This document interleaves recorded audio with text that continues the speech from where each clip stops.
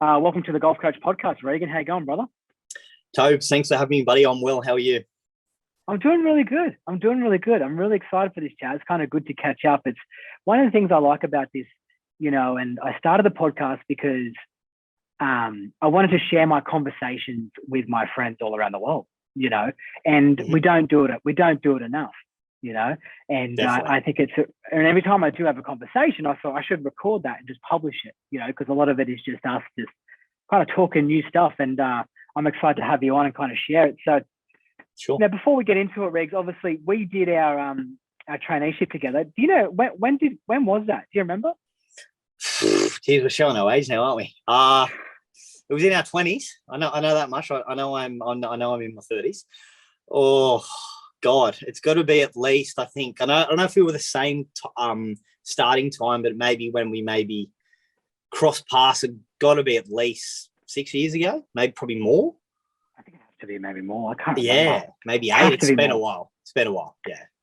Hey, so before, so we did our PGA traineeship. So people don't know about that. It's like I guess it's through the PGA program, and you can become a qualified coach and whatever. And obviously we've gone down the coaching route pretty heavily, and that's what we do, right? We're golf coaches, and we've continued our study onwards, and that's kind of where we are today. Yep. So tell me about that, right? You were in Newcastle, and you are now in Melbourne. Tell me about that journey. What's going on? What took you down there? Sure. So, cut a long story short, obviously COVID, what everyone knows that changed the world. So my wife, and I moved February 2020.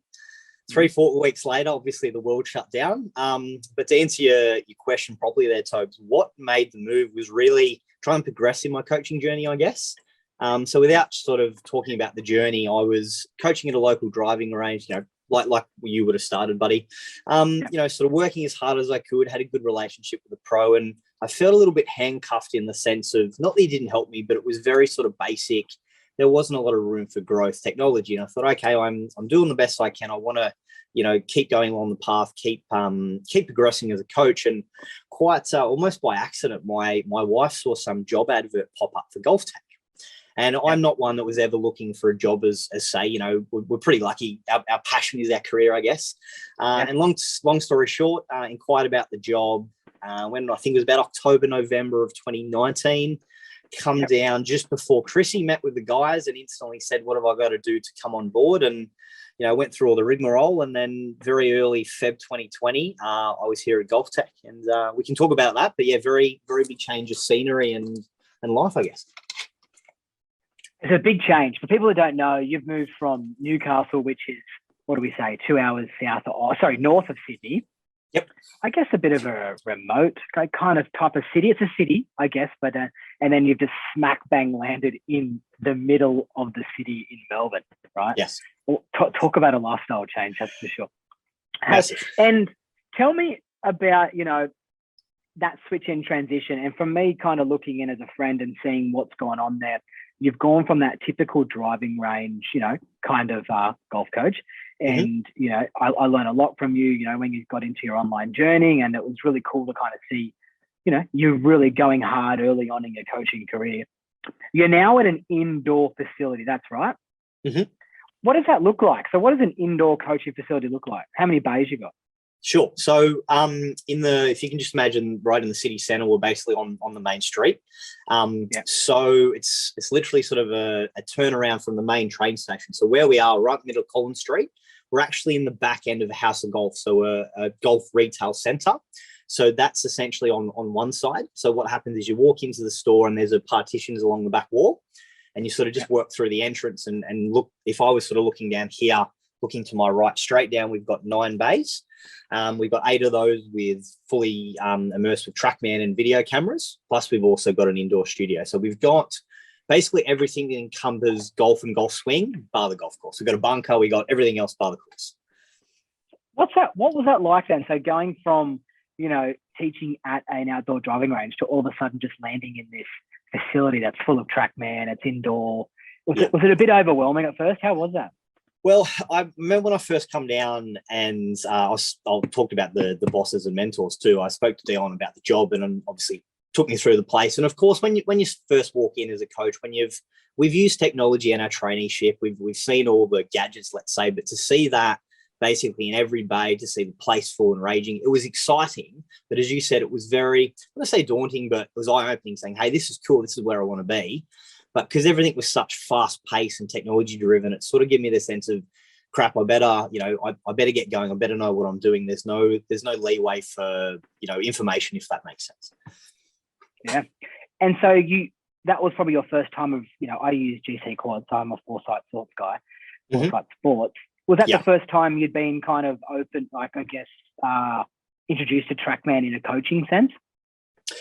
In terms of longevity every day, yes, I definitely used it myself. I had coached a little bit with it, but using it basically all day, every day, it was very much a throwing in the deep end. This is all high tech, essentially. Yeah.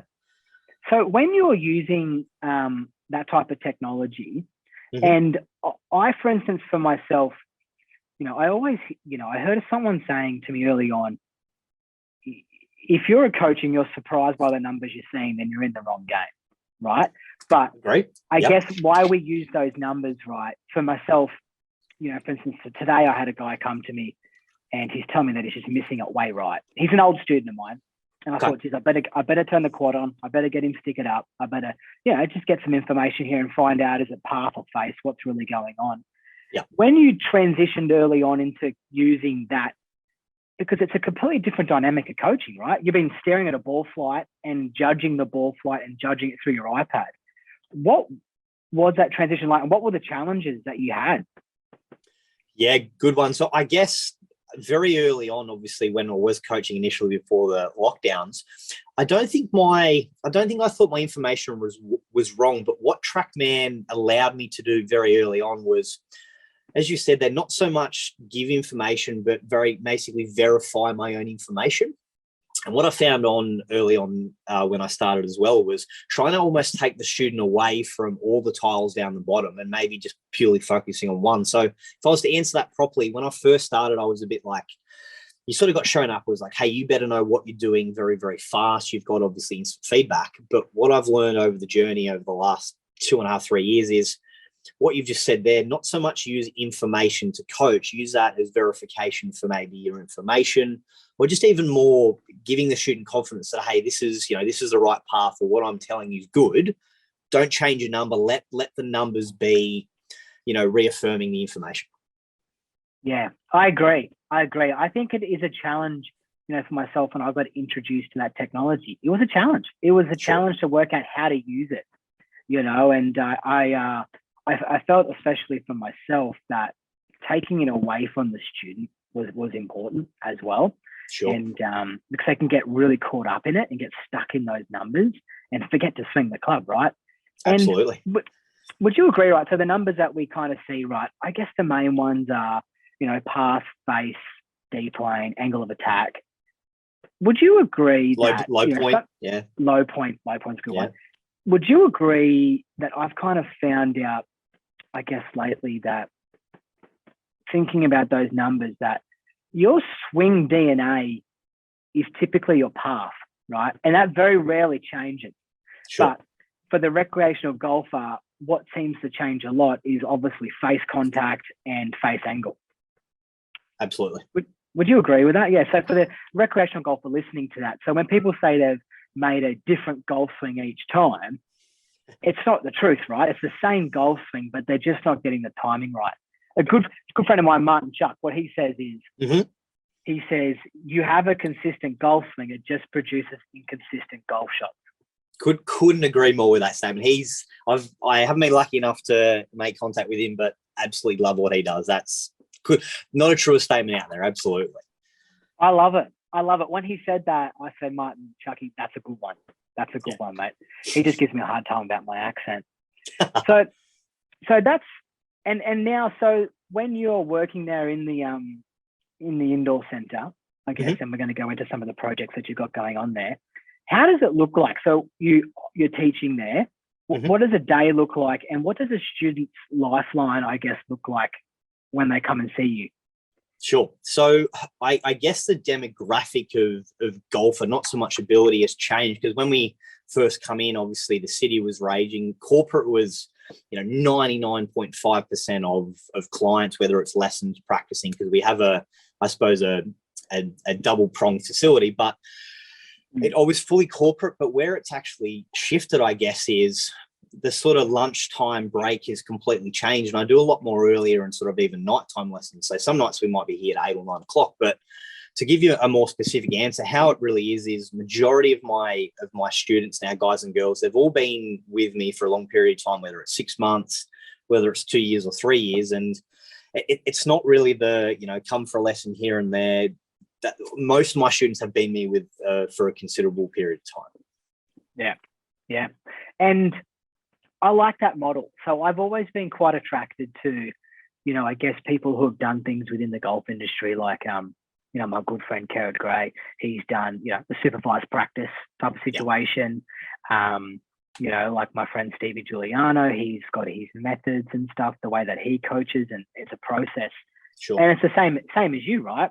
So when you say you've had these clients for 6 months or 2 years or whatnot, when they come in, I guess, are they doing like a weekly or a 2 weekly kind of type of lesson?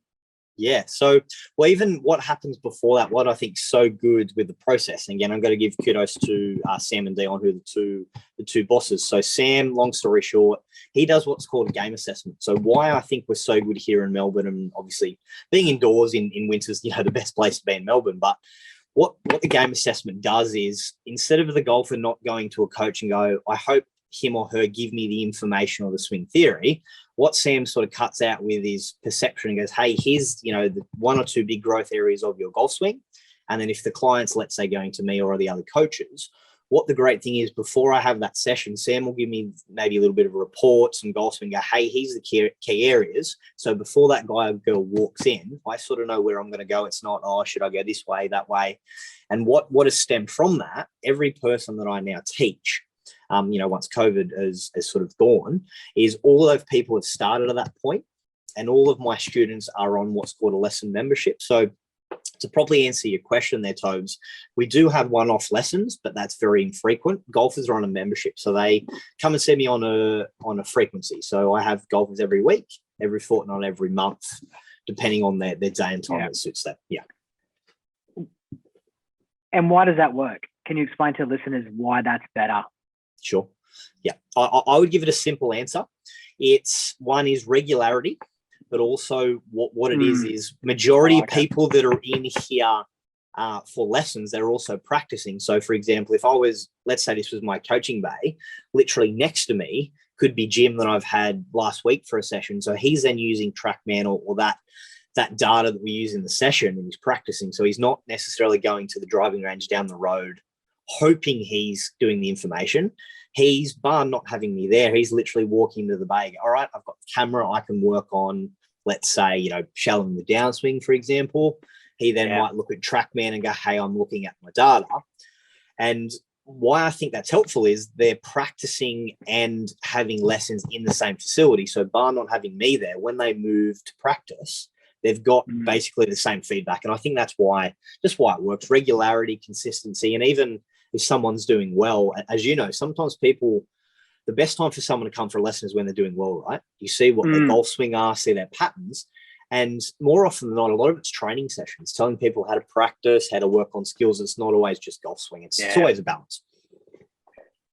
I would agree with that one in regards to the lesson, right? And it's very similar to like physios. If you want to get that progress, otherwise you just kind of you get progress, you regress, you get progress, you regress. And I reckon today I had a handful of students who came to me where they were at the start of their last lesson and finished at the end of we were our last lesson. Yeah, going over it again. And I guess the good thing for me, right, is I guess we're very similar in that respect, where we kind of highlight their DNA, right, and you tell the person what their problem is. This is your main issue that's letting you down in your golf swing. Sure. I'm not veering away from this. I'm letting you know this is it, and we need to focus on this. We might attack it a few different types of ways, but your issue is X, and I'm not going to be changing tact unless you put the hard work in, right? Couldn't agree more. Definitely. And so do you do a bit of a re-game assessment? Like, I guess, for instance, for me, people would hear this a lot on the podcast where I talk about, my job as a coach is to help people lower their scores, and I've got to kind of work backwards, right? How do you know, like for me, the recreational golfer, right, doesn't know what they want to work on or what they need to work on. Yeah, they want to be more consistent. That's all you get, don't you? yeah, of course. Yeah. Every single person. That's the biggest word I can spell, and it's the word I say the most every single day. Yeah. And so, but how do you have to educate the students on what they need to work on? Absolutely. So I think the way I go about it is not so much the information I give is the same, but what I even had a lesson tonight saying to the student, I can give you information, so I'm overviewing what you're doing. But I think the most important thing is the student needs to walk away with the understanding of the why, number one, and then two, the implementation of, let's say it's a drill, whatever it is they need to do on their own. It's all well and good to have TrackMan video. That's all fantastic. But if they don't understand, number one, why they're doing something, or even two, what steps they need in their training to do it, the information is essentially worthless. So I think we have to arm golfers, doesn't matter their ability, their skill level, their ambition, they need to understand what's maybe the root cause of their swing, or what, like I like to say, what's the biggest growth area, show them why, then give them a pathway to get better. And as you said, it's on them. And I think over the last few years, what I've gotten better at from definitely mentors, which we'll talk about, not so much just the amount of golf balls or reps or, all these plans, is just what are you good at? How do you practice? So as soon as you walk back in the next lesson, you should be able to tell me, hey, this is my training. This is what I worked on. I shouldn't have to keep re-educating you on what you need to do. Now, if we have to do that, I don't think we're doing our job as a coach. That's my thoughts on it anyway. Yeah. Or they're just not listening. And that's part of it. Yeah. I was even thinking today during a lesson that I was talking to them, and I kept saying to them, I'm very big on giving, direct information after. I'm very careful when I open my mouth that I'm opening my mouth and it's useful information and not hurting them. But for me, the information I'm giving them to study after and to train and the drills is more important than what's happening right now. Absolutely. Because I always say to them, I can get you hitting it super good right here, right now. No doubt. I can get every golfer hitting it the best they've ever probably most likely hit it right in front of me. Yeah. But it's my job to make sure they can do it away, right? Absolutely. And I think what an answer to that would be, and tell me how you think about it, is someone is obviously paying us for our information, not necessarily what we know, but what information we have in our toolbox that will help them. Now, as you said before, sometimes it's not about what they want. It's like what's going to make them better, right? Yes, they want to see, let's say, early change. That's obviously important to get confidence with a student, longevity. But as you said, I suppose their notes or their homework after, they need a plan. There's not just go and work on it. I found over time, it doesn't matter where someone's at. They need this is point 1, 2, and 3. You have to do that. And then as we keep reinforcing that, I think the better and better we educate the students on not necessarily golf swing, what they need to do, and then when they practice. So when they come back, as you said there, you're not rehashing the old stuff. You can keep ticking along, progressing and whatnot. Yeah. I guess for me as well, I guess I've become more of a realist with my coaching, and with my students and what I expect from them. And, a change I made in regards to my coaching probably about a year and a half ago, which has done a whole lot of success. And I learned this from Andreas Carli, actually, great coach in Denmark. Yeah. And I watched him talk on a thing with Andrew Rice. And I guess for me, what it was is he talks about how he unpacks people's golf swings and works backwards. So what I mean for that for the listener, right, is if someone is having a scoring issue and they've got a ball flight issue, right, and you take a look at their golf swing and the first thing you might see is something wrong in their takeaway. But if you fix that takeaway, it's realistically not going to improve their ball striking straight away, right? They're not going to see growth. They're going to sack you pretty early, and you're not going to get. So I was pretty quick to just kind of reading it straight away and doing things early on. Like, I'm a big grip guy. Obviously, everyone who comes from a golf lesson leaves with a beautiful grip. But the for me, I've learned how to work backwards and remolding a golf swing that way. So through like impact drills and kind of extension drills or stuff like that to get that immediate result. And then it's allowed me to massage more problem areas early on. I think that's been kind of an evolution of my coaching myself. And I guess when someone is hitting it better immediately and working on those drills, it gets them excited about learning as well. It gets us excited, doesn't it? There's nothing better than saying that. Yeah. So what has happened? So when you moved from Newcastle to Melbourne, and obviously we all evolve as coaches. You know, I've studied a lot of stuff. I'm not going to say I'm qualified in a lot of stuff, but I've constantly got YouTube on. I'm constantly studying, constantly talking to coaches. What kind of shifts have you made in your coaching style? I would say probably number one is starting from impact, in all honesty. So, for example, what I'll do, as I mentioned before, most of my students, I'm very lucky. Sam's done the work, I can see it, but we obviously do have a few golfers that come in for a lesson and come on board. And as you know, yes, we have the quad or the TrackMan and the video. And yes, that's maybe showing us the finer details, but if we took all that away and, for example, the guy or girl, they're making contact with the ground before the ball, so they've got low point issues. Now, as you know, they might be worried about why is my left arm bent, all those arbitrary things. I will say to the golfer, hey, I'm going to work through the golf swing, but let's look at our biggest area of growth. So I'm going to take you down the line swing, your face on to impact, and go see how the club's touching the ground before the ball. And of course, as you know, you'll show them what you think is important. And then notice, my head's lifting up my left arm. And I think what's my evolution is, to answer your question, Tobes, is I try and get them to say, hey, I understand that. Let's look away from everything. Let's focus on the contact. And this is literally what I say to them. Contact's early. If I take the swing back from slow motion, talk about 1 or 2 points, and as soon as I hear the golf go, oh, I understand now why. I'm like, cool, I've got him or her on board. Now, whatever it is I say, it might be extreme, it might be out of the box, but they know, hey, this guy's main goal is to make me hit the ball and then the ground. And once we do that, I think that's how we can make big change to golfers in a small amount of time, especially in a first session. Yeah, no, I that's interesting. And so that was a bit of a shift or a growth thing that happened since kind of going down to Melbourne. Absolutely. And the reason being, and I'm going to give kudos, you have to get this guy on the podcast, Dion Kipping. He's one of the bosses here, and he's one of my mentors. And quick story, when Aaron Badley was a gun, it's a few years ago now. Do you remember Aaron Badley?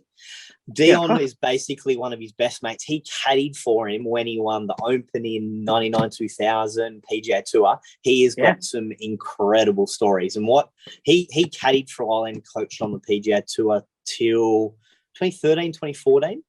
And I've got a lot of maybe coaching and swing knowledge, but what I learned a lot more was a little bit more into cause and effect, but also trying to manage the person. As you know, like, we can give them information, but a lot of it's, I suppose, breaking through the barriers of this might not feel comfortable right now, or this might feel more extreme. But if you stick with me, and then again, at the end of the session, we'll, you show you before and afters.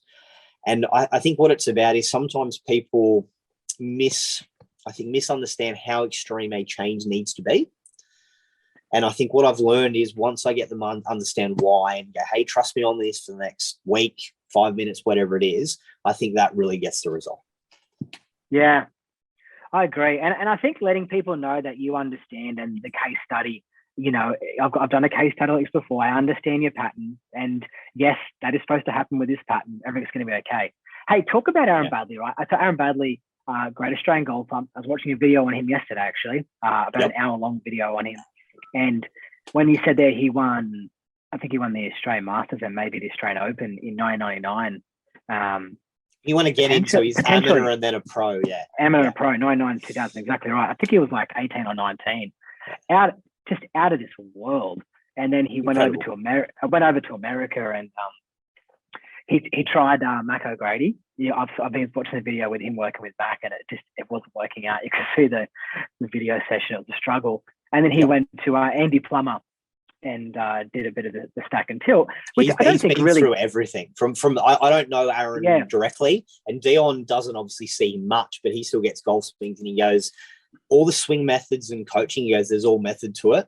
What was his downfall? And obviously Aaron, again, I can't speak for Aaron, but from Dion's perspective as a mate, Katie coached those three areas. He said, Aaron, as we talk about golf, has always had patterns and tendencies. And Dion's always said it's not that his way of swinging was better, but where every time Aaron maybe, said, hey, can you have a look at my swing? Can you come and watch me hit a golf shot? Whether it's now or 10 years ago, he goes, the problem with Aaron Baddeley, his expectations obviously were high because he's a world-class player, but he wanted everything now. And if everything clicked now, he would go to all these different swing theories. But over time, because he didn't stick with something, he thought, oh, this shouldn't be this hard. I've got all this talent. So I think all the talent in the world was he had all that potential, but what harmed him was trying to go through all the different swing theories to try and find, the answer.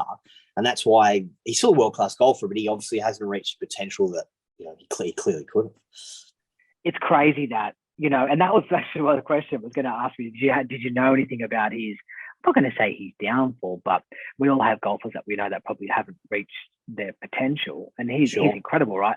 And the interesting thing is that his golf swing, it's barely changed. It's the same as when we first saw it. There's little things here and there, but it's not wildly different. Yeah. No, not at all. He's still one of the the world's best putters, wasn't he? Absurd. And you know what? That whole information overload thing, I tell you what, it's not the first time I've heard it. When people have gone out and tour. And it's an interesting thing about what I see a trend amongst, you hear about young tour players is they get to the PGA Tour and people forget that it's been a large portion of their life to actually just get there. Why do you need to change anything? You need to keep doing what you did that was good. Exactly. That got you to the the pinnacle tour of professional golf. Yeah. Yeah. And just play there for a while, get some evidence, learn a lot to what's going on, and then make the necessary changes. Like someone told me ages ago about in business when taking over, it's like, look, listen, learn.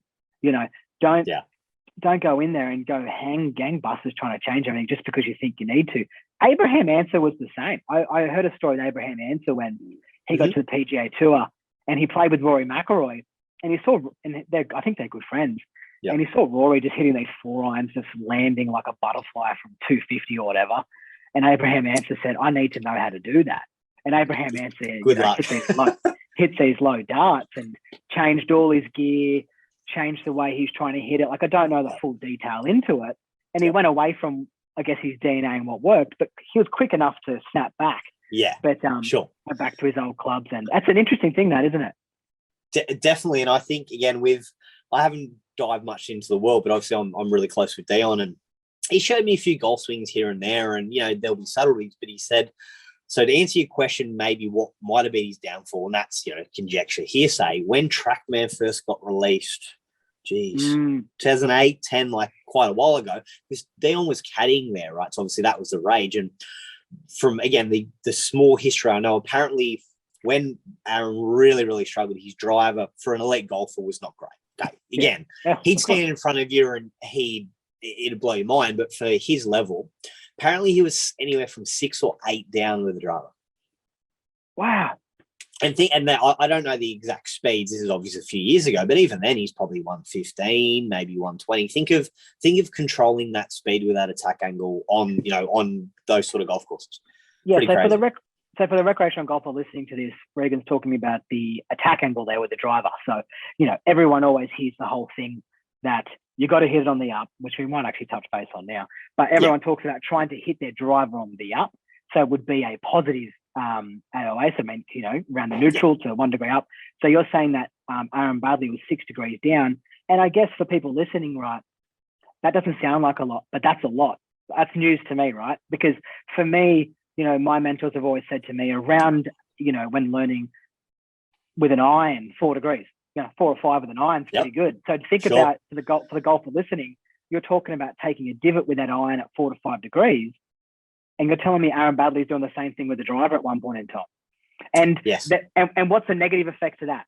Why is that negative? Well, quite a bit, I suppose. And again, obviously, whether they're getting lessons from you or just looking at any information, think of in the simple fact of when we hit a driver, obviously it's up off the tee. So our intent is to not hit the ground were, as you said, creating that upward attack angle. So I think the ball position would have moved forward. So in turn, and I know this is on podcast here, it would have created a different spine angle. So I think he's setting up in one way and the golf club's moving the complete opposite. So again, without being there, they're elite golfers, so they can probably find the center of the club face, but the control of the face and the strike point at that speed just would have been out of whack. And from the experience, apparently really wide to the right-hand side was his miss. Of course. So tell me about when you got an attack angle down of 6 degrees, does that just change the dynamic loft as well? So obviously the dynamic loft goes straight down, right? Can do. Not always, as we know. What I think makes that happen, Tobes, and as we know, but if, any golfers listening, think about for any golfer, why the position of an iron, let's say a 6 iron's a baseline. Anywhere from center, left pack, there's some form of a baseline.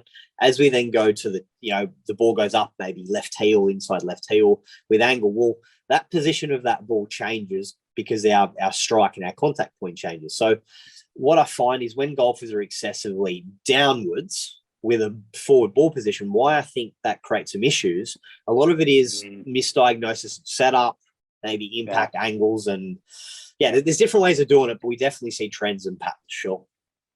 And we don't like the 6 down because it creates a lot of spin too. Again, most often it does, and really what it is, it's quite a weak, sort of descending blow into the ball, and as you said, it can sometimes create low dynamic loss. So maybe turning your 10-degree driver into 4, so we can see low hits. But more often than not, I think, and you'll see this too, Tobes, is a lot of golfers know they hit down, and a lot of the fear is maybe teeing the ball up too high. So a lot of golfers, will peg the ball up like an iron, and they're hitting so far off the bottom, and I'll say to them, well, okay, I want to fix your attack angle, but you can't get any height with a tee. So when we sometimes introduce a higher tee, again, going back to that thought about trying to manage golfers' emotions, is that's scary for them. Like that, they're 6 degrees down more often than not, they're going to send the ball straight up into the air. They're going to hit on the crown, right? Going to destroy drivers. I've seen plenty of those, unfortunately. So tell me now about, there's, you go into YouTube and you'll watch something on driving and people talk about having to hit the driver on the up, right? Do you know PGA Tour standards? I'm throwing a question at you. Do you know the PGA Tour average for a driver? Do you know what angle attack is? Yeah, now I have seen, and TrackMan are normally good. I've got an image, and I think we've all got it. It's pretty old. I could be wrong, and it's probably 5, 6, 7 years old. I think it was 0 or like 1 down. Yeah, it's not much. It's like it's not. It's what pretty close to think. 0. It's not what people think, right? Like Tiger's down, obviously. Oh, I know Tiger's down, but Tiger's down, and I think what people have got to realize when, for me, when people ask me the difference between a driver swing and an iron swing, and I just try to make it as simple as possible, and I just adjust their setup.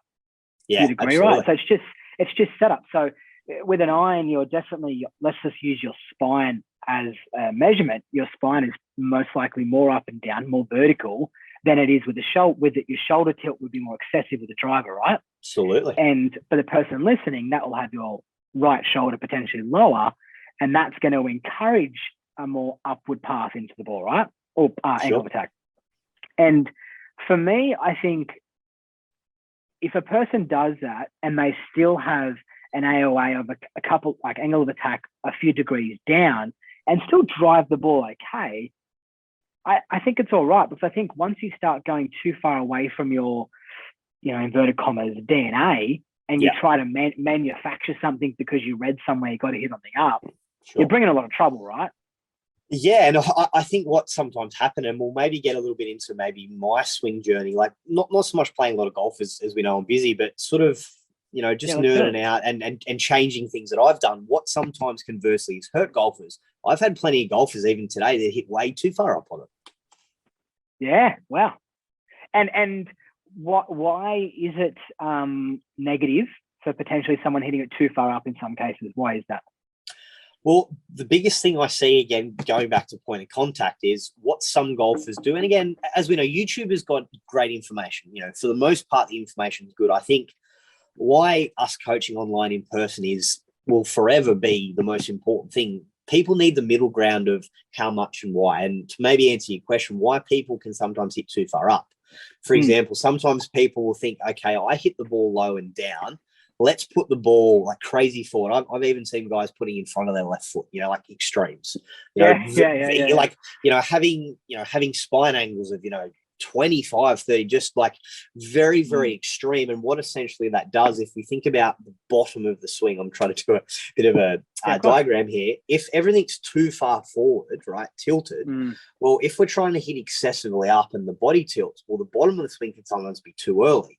And that can create what would be, say, a drop kick or just some excessive numbers. So it's not necessarily that more up's better. It's where's the balance, but where's the contact point? That should always be everything for every golf.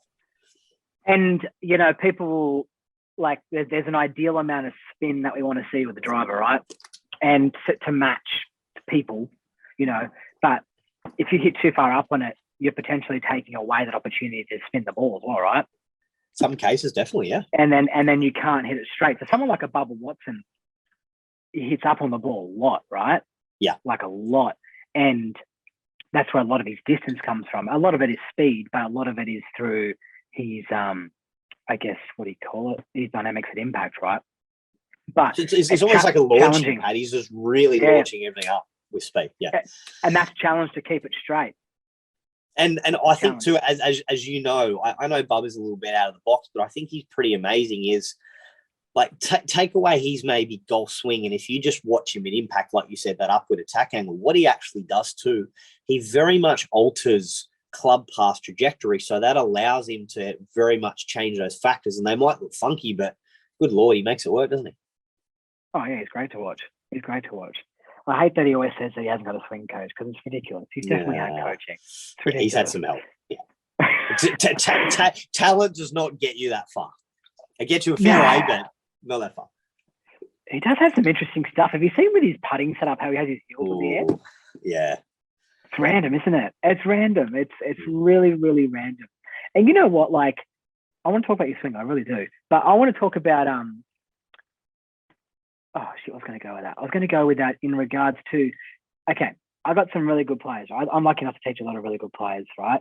And when we see now on TV, right, we see more unique swings than we do pretty golf swings.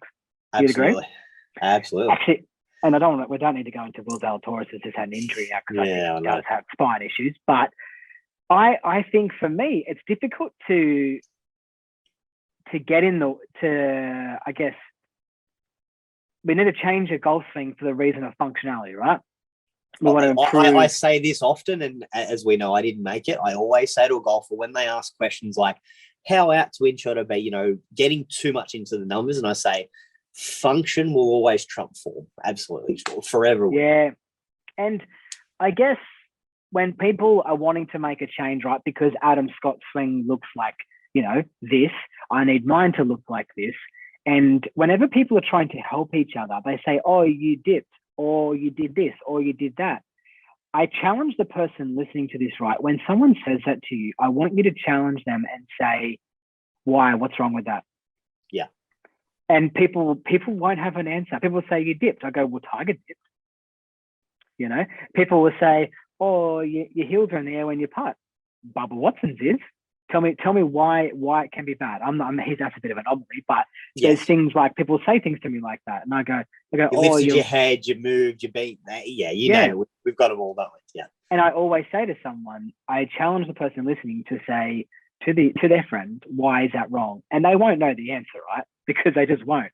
They just think they saw it once somewhere on a YouTube thumbnail, or they see something that looks unnatural or awkward.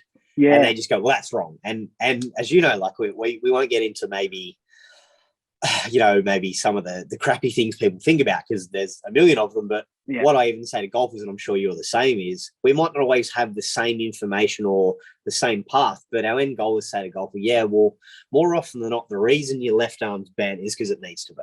And again, going back to my first thought about giving the golf the understanding why, I say to your mates, keep smiling. John's off 12th. You're paying me, good money to coach you. Don't worry about what John said. Let's focus on what you do best. And I guarantee you in a month, 3 months, he won't be talking about your left arm. That's the biggest part of our job, isn't it? Yeah, I think so. But I think as well, like you touched on earlier, about highlighting what's important to some people. Like I use the analogy of a broken down car, and some, people come asking questions, and I'm very much a sounding board, as we always are, right? And we want our students to talk to us, and especially my online students. More information, the better for me. Sure.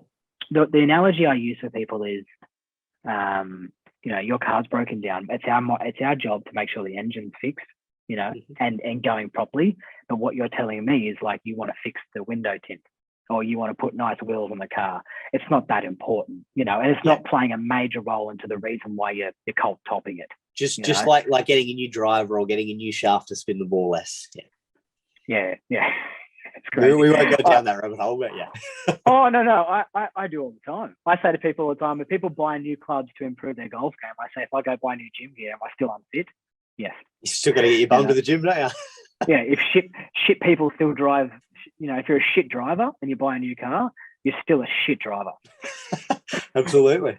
Hey, tell me about your own golf thing. Tell me about your own golf thing, because and I don't mean this in a you do have a bit of a funky, little bit of a unique starting thing to the study of golf thing, without being not disrespecting it by all means. But you have this little hover thing you do with your driver.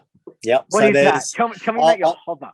Sure. So very briefly, and I know when we say briefly, no, don't be briefly. We rattle on. So I found when I was younger, when I got some instruction and went to some good coaches, and I always hit, as a little kid, I always hit the ball straight head control. And like most of us, when we grow, whether it's girls or guys, we get stronger, things change, right? So cut a long story short, I started to create power with that golf swing. Now, as that power progressed, my DNA, as you said, or my matchups completely changed. Now, before I started my traineeship, I was playing all this golf, et cetera, et cetera. And when I was about 16, I went from, scratch +2. And then, like a lot of golfers, practice every day after school. I literally, I went from scratch to 6 in 2 years. What, backwards? Yep. How?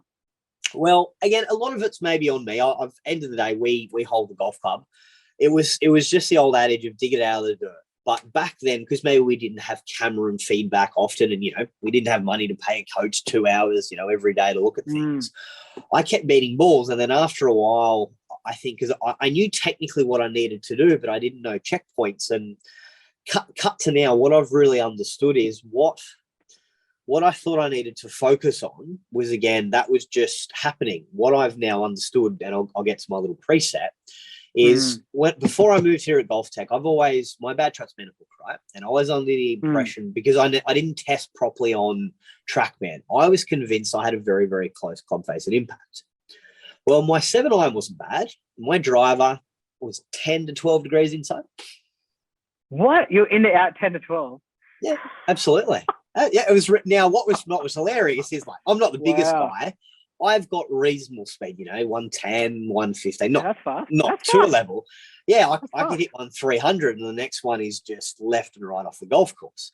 So I got to give credit to Sam. He's another guy, one of my mentors. He really got me the understanding a little bit more of, sort of bottom of the swing stuff, a little bit more swing plane, and getting to sort of that rehearsal. I forever, ever had a serial, roll it inside, open, extend, all the things that we see on the daily basis. And I've got some issues in the body, so that's part of me. But what I really understood is I always thought, geez, if I'm hitting the ball left and right, I need to use my hands more. And what I tracked back to was, well, if the face is so open early, well, no wonder I'm standing up and throwing it. So what I thought is, for myself, I was looking at what I thought was wrong, and what the biggest thing was, well, my eyes are only seeing what I think's wrong. As soon as I got another set of eyes, he completely went around it from the other way. He's like, well, you got to get the club working differently straight away. Now, I worked my bum off for 3 months, feeling like I was swinging 20 degrees out to wind. Like, when I first started that journey, it felt ridiculous. As we know, some of the listeners, I'm sure they're there now or have been there.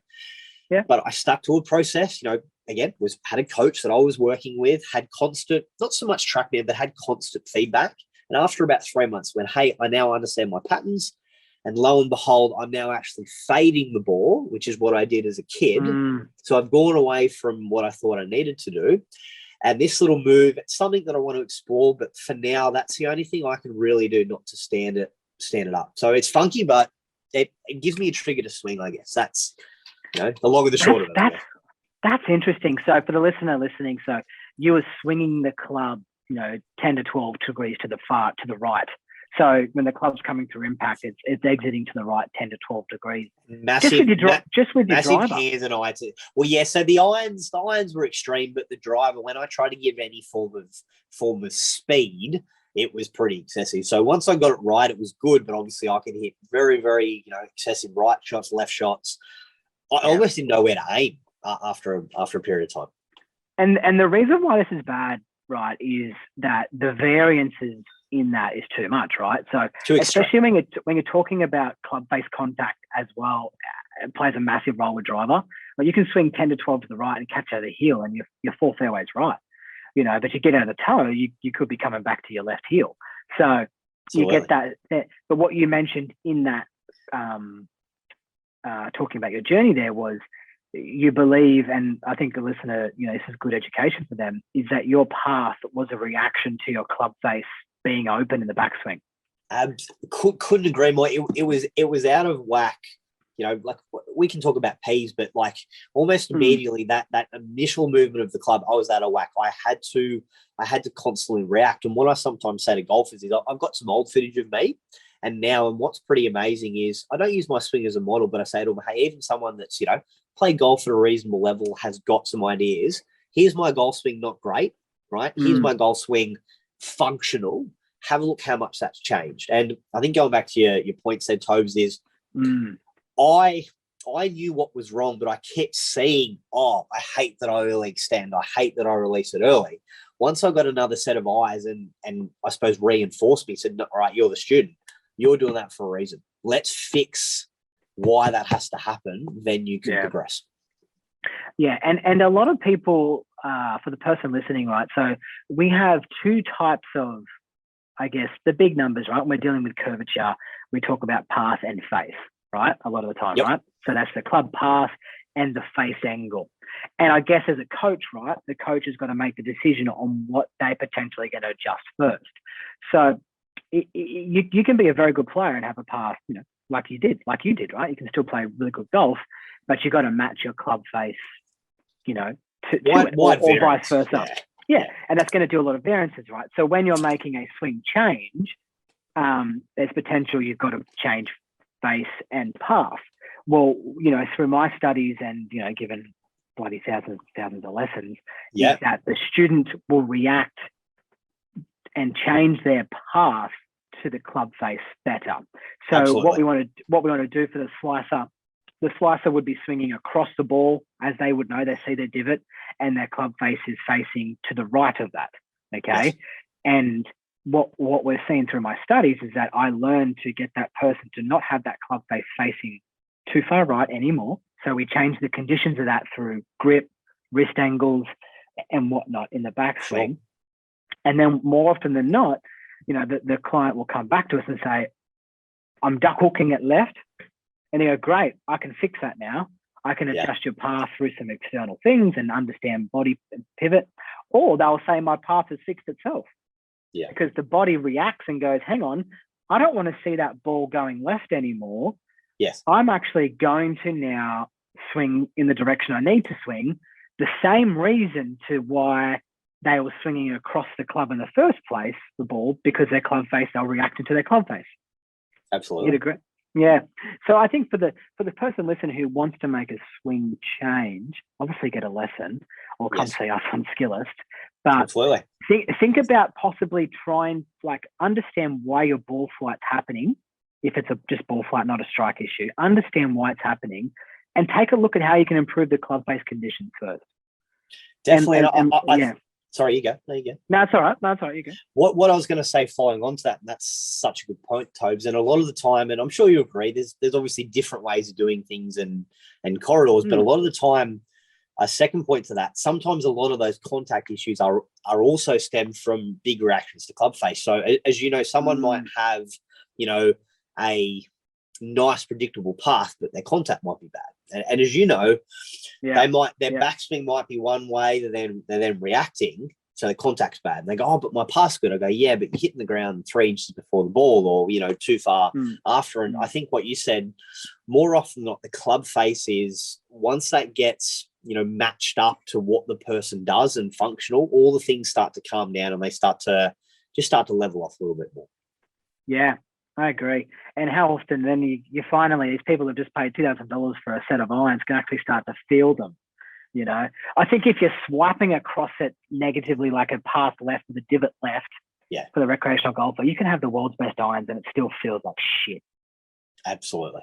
Yeah. Hey, absolutely. Tell me about, all right, I want to just now shift away from golf coaching a little bit. I really want to know, I really want to learn about this. So you know, you used to be pretty active on social media, and I don't see my friend Regan on there very much anymore. I'm coming back, don't worry. All I see is a driver swing at the end of the day, but I will have all that attached. Your Instagram stuff will be attached. Tell me about this. I sometimes see you mentioned him a few times there, Dion Kipping, is it?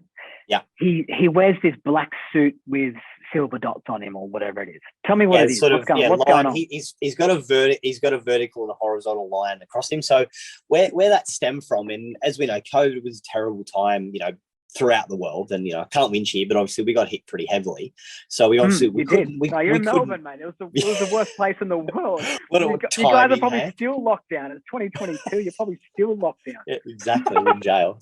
But I think where a lot of that come from, I'll sort of answer your question a bit more, is obviously when we were forced to lock down. And as you know, I had my clients, you know, when I come on board, that I was very lucky. That was part of the reason why they got me on board. I showed them what I did with Skillist and online, and still doing that. But what really come about is like, all right, we need a way to, you know, have students working remotely. Because as you know, people hear online lesson, unless they've experienced that, they just go, oh, he's saying golf swings. But unless they've experienced what that is, a lot of them just think that's no good for me. Now, over the last, you know, 3 or 4 years, and got to give props to Baden, the main man in charge of Skillist. Yeah. He's really done, and all the team, all us coaches, of course, have helped that. But him having a platform that's not only good for us, but more importantly, easy for them to say, you don't have to stand next to, you know, Jim or Jill to get better.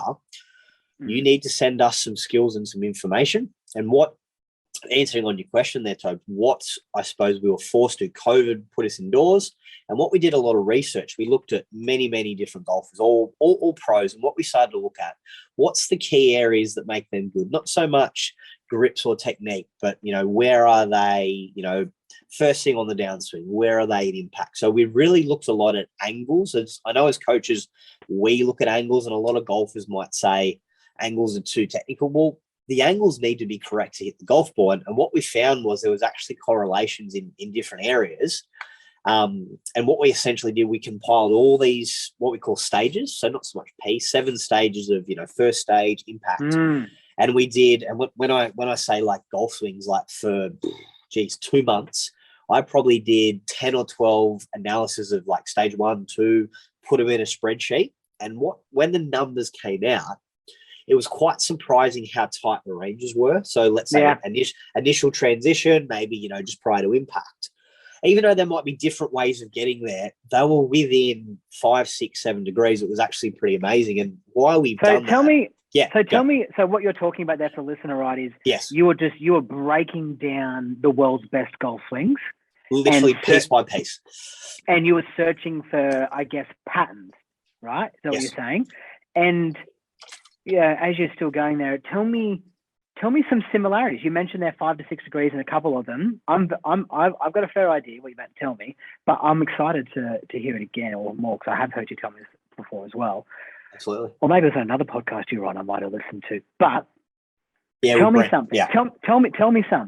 Tell me some similarities. Well, a couple, even. So we did I think a 6 iron as a baseline. So we're going to do more. So we just sort of did middle of the bag, because, you know, like when you see a lot of the Tour Pro swings, more often than not, they got an iron in hand, face on down the line. The really big areas actually surprised me was how consistent setup was. And what I mean is the 2 main areas, spine angle they had and shaft lean that setup. That was piece 1. What was it? What was the number roughly? Now there was a couple of outliers, but I'm just trying to remember the exact numbers. I think forward shaft lean at address was, I think the baseline or the consistent area was anywhere from, I think, about 6 to 10 degrees forward, somewhere around about that baseline. And when you're measuring shaft lean, are you measuring directly up from the back of the ball? So or how do you measure the shaft lean? Yeah. So basically 2 lines. So have a line through where. So if we're looking from face on, where the person's grip is straight down the shaft, so not the ball, the actual golf club itself, and then an angle up. So if we worked off, let's say you're 180 degrees, someone might be 174. So that's 6 degrees forward, 4 degrees forward. And what we found is why it's not that we say, hey, Adam Scott does this, but when we've then looked at lessons, when we've come back after lockdown, when we looked at someone's big areas of focus and, set up a lot of the time tends to create problems and tends to fix issues. And a lot of the time we see some of those golfers with, hands back, maybe, having spine angles wrong. And when I first looked at that, I was blown away with how similar all the tolerances were. And as I started introducing to the coaching, yes, as outliers, it made sense. And what I learned from Dion is he's been doing that forever because he's obviously worked from tour players. He's seen it firsthand. He goes, I've had all this information. We now need to impart this on the students. So setup was one with hand position, also spine angles. So you know how we just talked about there earlier about the iron and driver differences, even with the iron being somewhat in the central part of the body. Same thing with spine angles. So having positive spine angle 4 degrees to about 8 degrees. So even with an iron, they weren't always level. That was actually, that surprised me. I think so. For the person listening, the spine angle is tilting away from the ball, as they probably would know, but it's tilting away from the ball about 8 degrees. You talk there. I think a lot of that would be influenced, though, by the fact that they've got 55% on their lead side as in pressure from the lower body. So absolutely. So what that does is that puts the lead side of the left leg a little taller, right? So when you've got more weight forward, the left leg's generally a little taller than the right leg. So if you're a golfer and you're looking down at your stance, you'll see your left leg is a little bit more vertical. You got your balance points over your hip, your knee, your ankle, and your right leg will be on that diagonal look, which will be lower. Sure. And you know what, in coaching, and the one that I do a lot when measuring that spine tilt for the golfer wanting to get their pelvis and the spine tilt done properly, I measure it from behind. Yeah, that's a great one. I stand behind and I can really see their belt. I go, can you tuck your shirt in? See their belt line? I spend a lot of time, man. I get some great stuff because you can't move properly in that way. Hey, tell me about, did you get to measure trail arm bend? A little. What we looked more so, and again, we're going to do different phases. We looked a lot more with lead arm and shaft. We looked more at that. Okay. We're going to look a little more at trail arm, but no, it was more lead arm and shaft position. And so what about that lead arm across, were you measuring it across how far it was the chest? Like how far it was across the chest or? Yeah, so I think it's depending which angle. So obviously face on, you'd sort of look through that. But what we saw from that face on position, and I suppose what's maybe a simpler thought for the golfer, if anyone's heard the thought of width or radius. So think of how far or close to you the golf club is, and what we found is from that angle that you just mentioned to me, that lead arm and shaft. Now, I haven't got the numbers on right in front of me off the top of my head, but again, what we found over time when we measured again zillions and zillions of golfers, they tended to be narrower in comparison to maybe the average golfer, for example. So, as in, if someone was trying to picture what narrow would be, closer to the body versus far away. I know that might sound like a vague term, but I understand. I understand. That's interesting. I'm always studying golf things. If you have a look at so we use the Skillest profile, Skillest app, right? In my model, I reckon under my model, there would be, mainly on my phone, iPad now, but 200-300 golf things. I save and the repost app is my best friend on Instagram. Yeah. I tell you what's challenging though as well, and I think the recreational golfer needs to know this as well, and a lot of coaches listening, because a lot of coaches that listen, is that I think it's difficult. I know you measured all those, and I understand it's a great thing you did. But we need to also, what's good to get some really good feedback is to understand what ball flight they were trying to hit. Absolutely. I've got, like, Robert Rock is my swing model guy who I've studied a lot, and I could tell I could tell you anything about his golf. I could tell you more about him than he could probably tell you. And I've got him hitting pretty much every club and hitting every flight. And when his intentions are. So when trying to copy someone, like people always use Tiger as a model. And there's so many videos of Tigers like right foot banking, Tiger's right leg firing, Tiger taking a huge divot, Tiger not taking a huge divot. It's like, man, you're just trying to drum your own, your own message through a swing you found, when I've got a video of him taking a divot that I could bury myself in. And absolutely. And then Baden will put something up about him not taking a divot. Taking divots.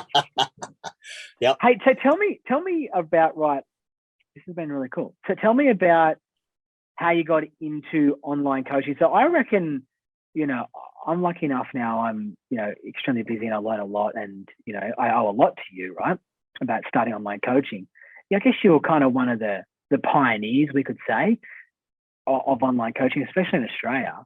What drew you to the online coaching world?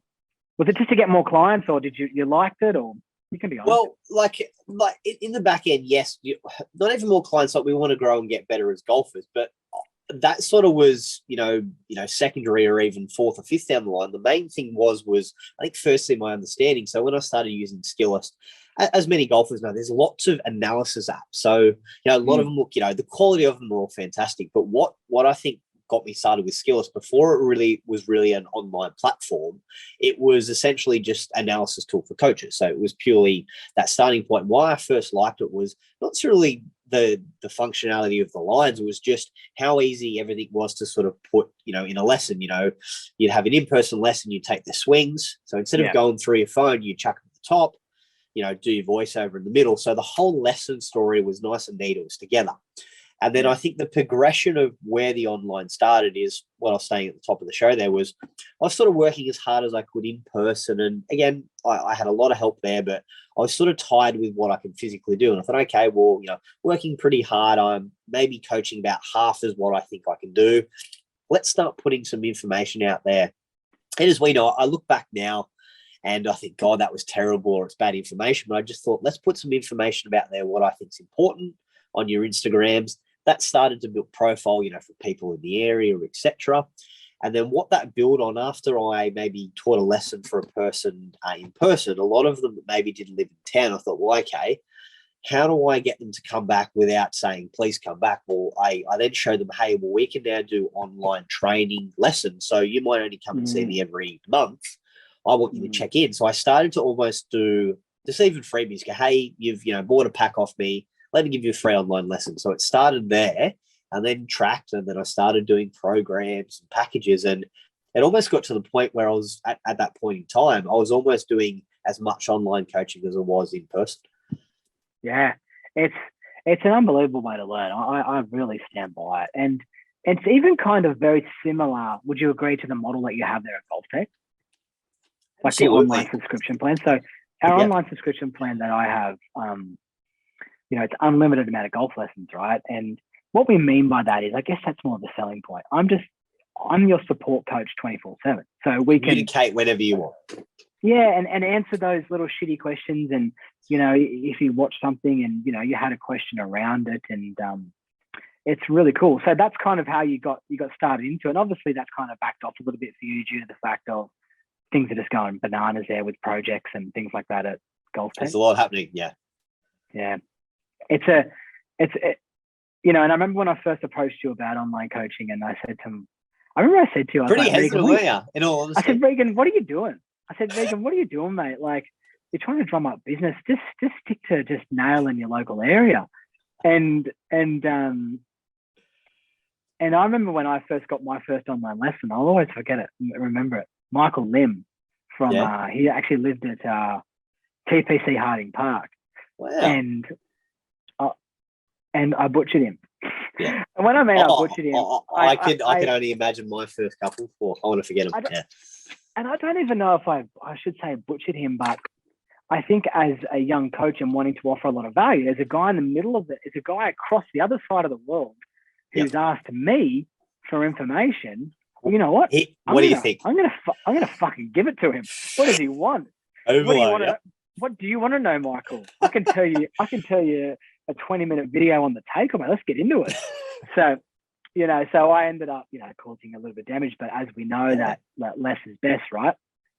Absolutely. And that's growth, that's experience. I think too, as you said, I'm like things are going to change again, that there'll be much happening, and it'd be great if, we can talk about it in the future, but to really get to the crux of it, whether it's in person or online, is obviously the end of the day, we need the student to understand what they need to do. Yes, coaches might have, coach might come from this corner, that coach might come from that corner, but hopefully the end goal is get that person hitting it better, but understanding how and why. And why I think in person will always be there, but why I think online can be so powerful for majority of people, it's how people retain information. So as you know, sometimes you might give the person a change. It might be a group change, something that feels extreme, but it needs to be there. And they hit one shot and instantly like, oh, that's no good. They're constantly reacting to the now, if that makes sense. Where online, I think what can happen is, with programs, they might check in once a week, 2, 3, 4 times a week. You say to them, hey, it's not necessarily going to be perfect, but this is the road I want you to start on. In 3 or 4 days, send me a follow-up, show me the drills. And once they do that, they'll say, hey, I've maybe just practiced in the net, which we'll get to. I wasn't worried about result. I purely focused on movement. And you say to them, hey, you're doing this great, or this could improve, and then they can tick on. I just think students don't react as much online, which there's always good and bad to that. But I think that's why online can be very, very useful for most golfers. Yeah, it's interesting. And I agree. I guess I get more of the golf nerd through my online coaching as well, which I really enjoy.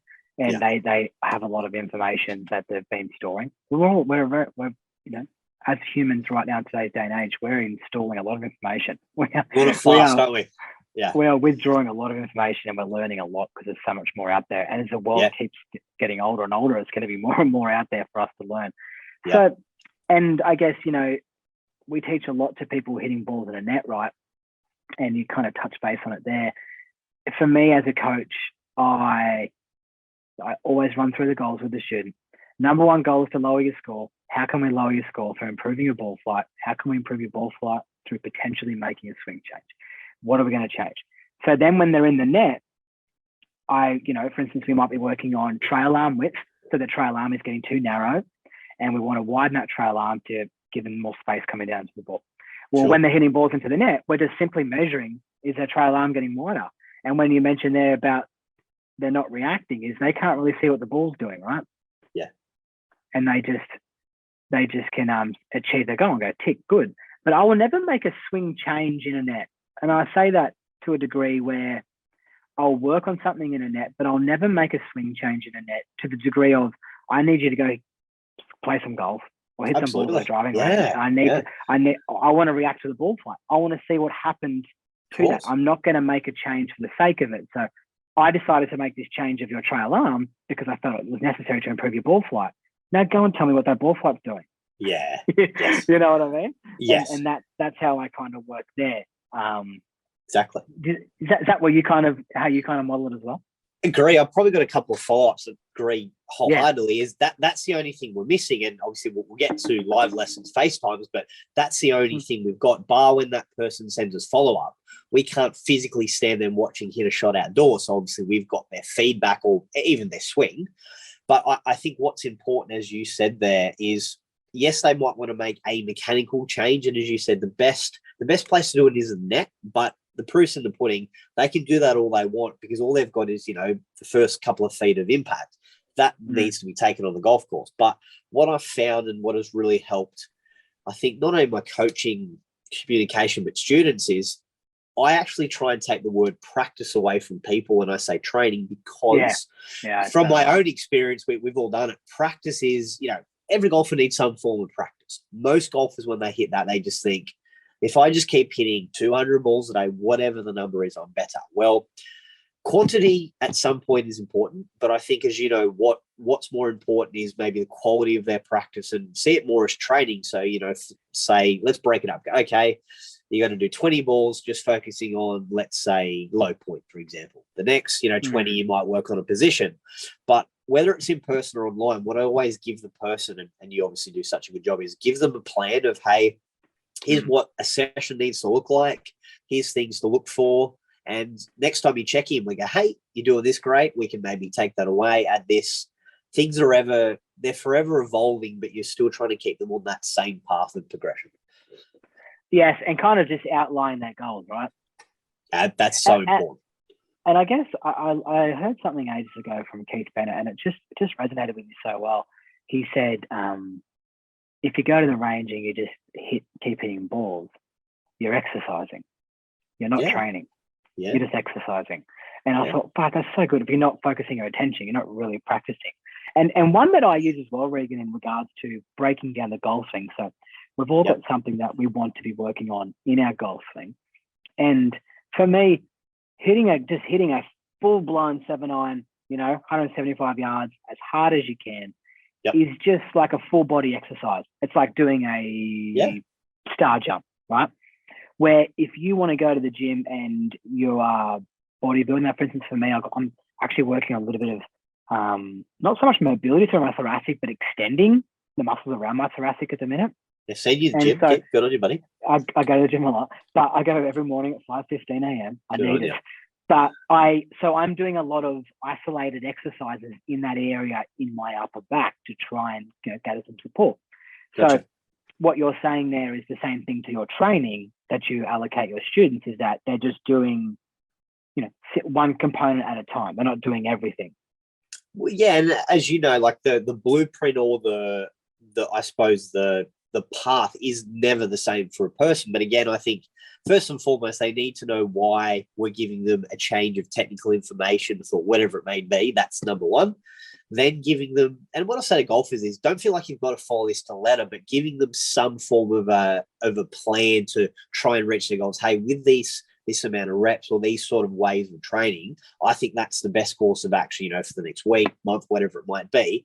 And ultimately, it's on the student for what they want to do. But what I think has really helped me and my mindset's changed is, as we know, when we look at golf swings, we're good at picking things apart and making sure what works. A lot of the time, the golfer, all they do is see the problems. And early on, I thought the golfer doesn't need to see stuff. But now that we've got better and skills and tools, sometimes I say to golfer, hey, I want you to look at, maybe your shaft lean and impact or your spine angle. And I'll say to them, you've got to make sure it's in this position. So when you're training, don't just hit golf balls and feel different. Have that with feedback. So we've all got phones these days, for the most part. I don't think there's any excuse, doesn't matter where the golfer is or what they've got, to just go, I feel this is different. Well, cool. You got to lock that up and go, all right, I need to do it a little bit less, a bit more. We've got to start getting golfers, I think, and I think we do a good job as coaches, saying, feels good. Feel doesn't match real, so you got to start seeing it more often. I beat that drum so hard with people, really, really hard. Yeah, I say to people, they go, see to believe, right? They go, I feel like I'm doing this. And I go, it's cool. I'm glad you feel like that. That's nice. I care about your feelings. I really do care about your feelings. But guess what? You're fucking not doing it. You're nicer than me. I don't tell them I care about their feelings. I'll check it out. I sometimes I don't. But I'll say to them, like, I really do care about your feelings. I'm glad you feel like that's happening. But guess what? It's not. Yes.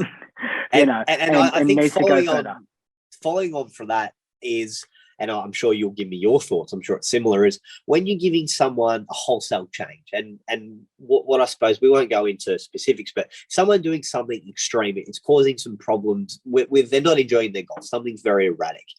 You might give them the change that they know looks better, will start working. But when it's very, very extreme, what I think golfers don't do enough of is two things. You said it before, not training slow enough. They just go full speed thinking it'll change. But I think even more importantly, they don't exaggerate enough. They're just so almost stuck in comfortable mode, let's say, because they want to play golf. And I say to them, well, you're coming, to me in person online. This is what you need to do. This is better. When you go away, you've got to exaggerate the shit out of it for me, Jim, for the next month. Yeah.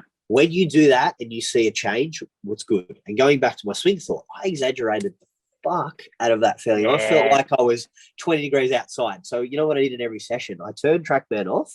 I literally hit into a screen, when obviously we first come back, and I purely looked at video. I said, all right, I can exaggerate more. As it got better, maybe put a TrackMan parameter on, maybe, filmed. Even at home in my net that you've seen, like I still do the same stuff now And you know what? It doesn't feel crazy anymore. It might look crazy, but it starts to feel normal. It starts to work. So your little pre-shot routine thing you do, that little pre-rehearsal, it's a bit Matthew Wolf, isn't it? It's a bit like a bit of a Matthew Wolf kind of. I'm not going to say you do the little jaggle thing, but you're trying to achieve the same. You're trying to achieve the same goal. Sort of. He definitely works that trail, arm, and shoulder differently. But the biggest thing, of course, the move's different. Yes, but like your intentions are the same. Well, the biggest thing, Ed, going back to it quickly, like I always knew I rolled it inside, but again, getting some info from Sam, the biggest thing that I really took out of it, and that's why it helped a different set of eyes, is I didn't really understand that I had the hands up so early and club face in. I'm like, well, I can do all the takeaway drills you want. That's not going to fix me. So what helped me early doors was feeling this. And look, soon that might go away, but for now, that's my trigger to swing the golf club, and it's working. Hey, tell me about okay, so we went from, and we'll probably won't go for much longer after this, right? But I need to let you go to bed, so do I. Fine. But I can talk for everybody. Tell me about this. So we went from a 10 path to the right, okay, and now you're essentially, neutral, but feel like you're cutting across the golf ball. And that would feel like to the golfer that you are weakening your golf swing, right? Did your speed go down at all? What I found is early doors, it had to go down, as we said, to correct the motion because my body was still, reacting to my movements. So a lot of my training was, exaggerated and slow. But what I found was, and this is something that we can maybe talk a bit more on, is my iron swing and my driver swing just in pure club path sense is actually different. So without diving into specifics, everything being equal, I might swing, 1 or 2 degrees across the ball with an iron. So I generally hit a little fade or a pull fade. And you know what? That gives me the best point of contact. Now, with my driver, and I'm still working on it, I can fade it, but a functional shot is a little draw. So if the pass maybe 2 degrees outside with an iron, it might be 2 degrees inside with the driver. And what I found is you can put TrackMan there and you can level out, but at the end of the day, that functionality is working, but it's not the same dynamic. Yeah, and I agree. I agree. I want to ask you a question on that. But for instance, for myself, I know for me, I hit it best. I'm a little into out too. I'm about I don't know driver too much. I hit more irons, but I'm a few degrees into out, and that also it matches my eyes and it matches what I like to see.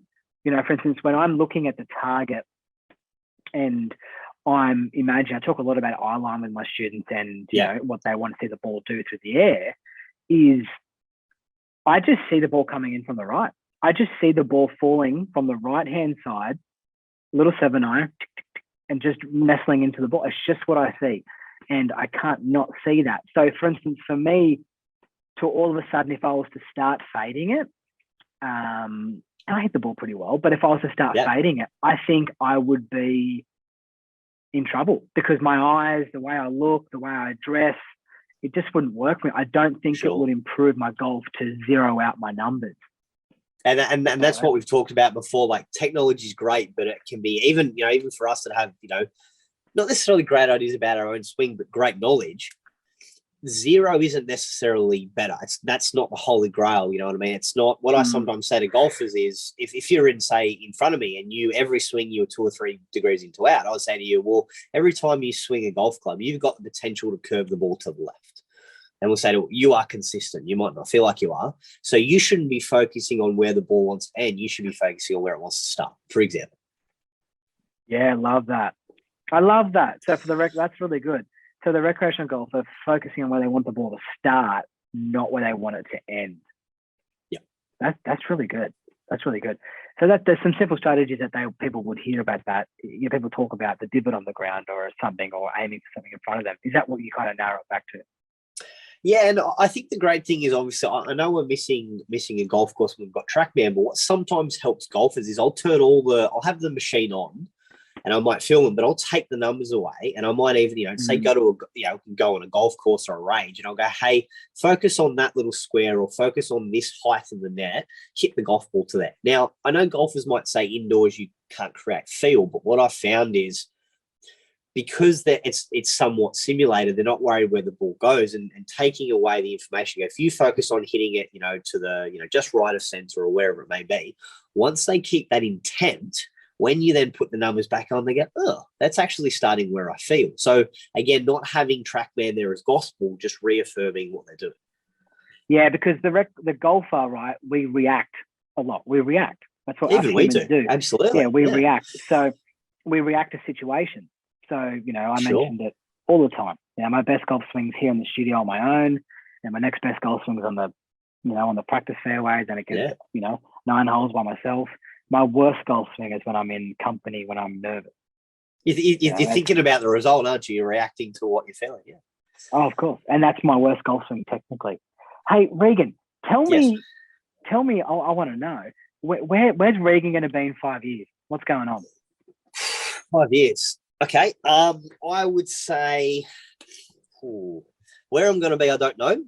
I definitely know that the model we have now will work, whether I'm still here or whether I'm doing my own thing. But I think what I will be sort of taking charge a little bit more of maybe my students. What I'm really referring to is I'm sort of under the belief now, and it has to be for now, that the amount of time people come for a lesson in terms of duration and frequency probably needs to increase. But what I would say is I would probably be maybe teaching less people in 5 years, but for longer in sessions, and there will be much, much more consistent and frequent feedback. So, for example, if you're coming to see me every month, you didn't live in Melbourne, right?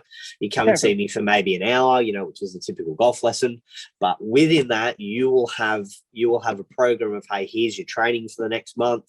You're going to do, 3 or 4 online check-ins. You won't just have that. You'll have the whole myriad of in-person training. It'll be much more specific to that golfer. And what I think I will not necessarily target, but will be coaching is not a specific level, but a golfer that is very much on board, that go, hey, I'm here, I'm committed to this. Instead of trying to teach all the world, I definitely think I'm going to be teaching a smaller number of the world for longer with more feedback versus just doing 10-hour, half-an-hour sessions a day, ripping through everything. Yeah. Does that make sense? Yeah. And I think, like us as coaches, right, is we want to help people, right? We want to help people. And what you're saying is you just really want to help. You think you've got a better chance of being more effective, of getting someone there to you more frequently, obviously, right? Sure. You go see a personal trainer more often, you're probably going to be in more better shape. Yep. And that's where you want to start to go. That's interesting, that. It's it's just crazy, how the evolution of things kind of work within it, Like someone asked me that recently where I was going to be in 5 years' time, and I've got no bloody idea. No idea. Because the way that things have been evolving for myself personally, from my coaching front, it's crazy. Well, not that long ago, you were literally a director of golf, right? Doing the tips in the pro shop, and now look at you. Podcast and everything. It's crazy. I was talking to someone about that the other day where, I moved from Sydney. I was a very, very busy golf coach in Sydney, and very, very busy. And I moved to Kiama, 2 hours south of Sydney, and it was like a bit of a semi-retirement type of situation. Yeah. Took a director role on, and my coaching book I got the passion for coaching again, and I was like 2 to 3 months in advance booked up. Yep. And I started to realize that working in golf was just a vehicle for me to want to coach. Absolutely. Yeah, I was the same. Absolutely. So then I just was like, what am I doing? And so I had some really good players again, and I was like, well, this is exciting. There's nothing better than opening up your iPad and just seeing someone shooting their best score. And it doesn't matter if they're in Singapore, China, next door. Anywhere. It doesn't matter. Hey, one more thing. And my wife tells me to say this because she edits she edits the little clips for Instagram, which will come out in a few weeks' time. Yeah. Tell me your 4-ball, your ultimate 4-ball, but they can't be golfers. Okay. I don't tell anyone this. I should tell them up front. That's surprise, mate. I love it. It can't be golfers. Tell me. Ultimate 4-ball. Okay. So obviously us and 3 others. So myself and okay. No, yourself and 3 others. Yeah. Okay. Okay, now this might sound like cliche. Arnold Schwarzenegger. Wow. No one said him yet. Yeah, just more from not his fame, just his backstory, you know, what he went through. And, you know, I suppose he's just hunger and drive in life. That's cool. What about what he got up to with the nanny? You want to ask him? Yeah, we won't talk about maybe the movie time of his life, more just where he started and what he did. Let's talk about that thing. His hunger and his passion. Let's leave it at that. The second one. Let me thinking here. I was going to give one answer, but it's a bit cliche, so I'll do something else. I would say. Say anyone you want. Doesn't matter if it's cliche. There's a reason it's cliche because it's probably possible. Okay, going to be out of the box. Barack Obama. Wow, that's a good one. For two reasons. One, I would, and my wife, and she'll be listening to this. You know, during lockdowns and stuff, every like presidential show, White House down, like I love that stuff. I would just love to be like, that's so random. Not in the politics, but just see the day in the life of the most powerful guy. And like, he's a golf nut, but also too, you know, being the first, you know, Black African American president. I would just love to know like his life and you know, but also like at the end of the day, he's just a guy playing golf. But think of what he's done versus I done. That would be cool. He's pretty cool. He's my brother's into politics too. Like, I'm not really at all, but yeah. But he wants to go to him. He's not into politics in Australia, but every time the American election's on, he's into it. He wants to go to America and be there for it. Crazy. It would be a show. That's not me, but it'd be a show. Yeah. I've seen his golf swing. Actually. He goes all right. Yeah, and then he loves the game, and that he just seems like a bit weak, down to earth guy. Let's say. What's one more? He does. Got me thinking. Someone else. You're on the powerful man theme here. We've got Schwarzenegger who could push a house over, and you've got Barack Obama who walk into the room and I'd probably freeze. Yeah. What would another one be? Actually, and I've seen you post it, and again, this will be a little bit left field. If anyone listens to a motivational speaking, Les Brown. Yeah. I know and again, never met the guy. I've obviously watched stuff. What he would be incredible. And I know sometimes when people maybe talk, they might over dramatize, but literally just hearing, you know, sort of being, you know, borderline homeless, sort of sleeping in his office and just talking about his tenacity for things, you know, like halving bosses, you know, to get into radio, where he is now. And I think he'd be great to also hear his journey, but secondary to that, because, you know, we might hear the motivation, but I'd love to know the day in the life of a motivational person, because they're on the stage, they're pumping everyone else up.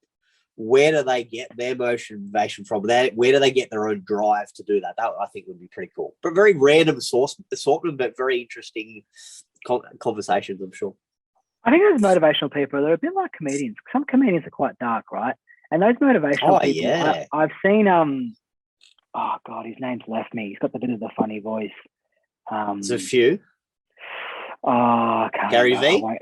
No, not so much Gary V. This guy, I had it for a second. Anyways, I've lost it.